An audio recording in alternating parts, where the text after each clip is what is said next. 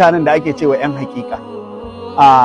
Ɗan hakika wato mutumin da ya ce addinin musulunci ya raba ta, cewa akwai abin da shari'a, mutumin da shari'a ba za ta yi hukunci a kansa ba.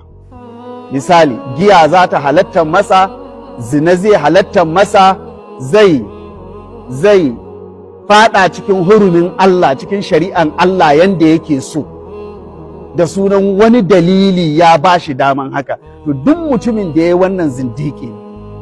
Ina fatan mun fahimta. Addinin musulunci mutum zai iya ya sha giya a matsayin saban Allah, sunan shi asi, sunan shi fasiki. Amma in ya ce giya da ruwa daidai ne, yin sallah da rashin yin sallah daidai ne, to wannan sunan shi zindiki. Ina fatan mun fahimta. Ya fita daga musulunci asasan. Duk mutumin da ya abbala shari'a kowane ne shi. Ina fatan mun fahimta. Hukuncin addini akan shi ne shi zindiki ne. Ina fatan mun fahimta. Zindiƙanci kuma kafirci ne, fita musulunci ne, domin halatta abin da Allah ya haramta.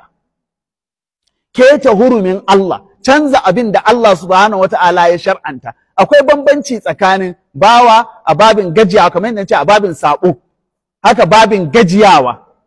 Wannan duk suna da hukunci daban. Babin gajiyawa ya kasa yin sallah, wannan hukuncinsa daban. Amma ya yadda da wajabcin sallah a kan shi, ba abin da ya sauke mashi wannan wajabcin. Sannan kuma wannan bai shafi mutumin da yake cikin halin da Allah subhanahu wataala ya ɗauke mashi alƙalami ba.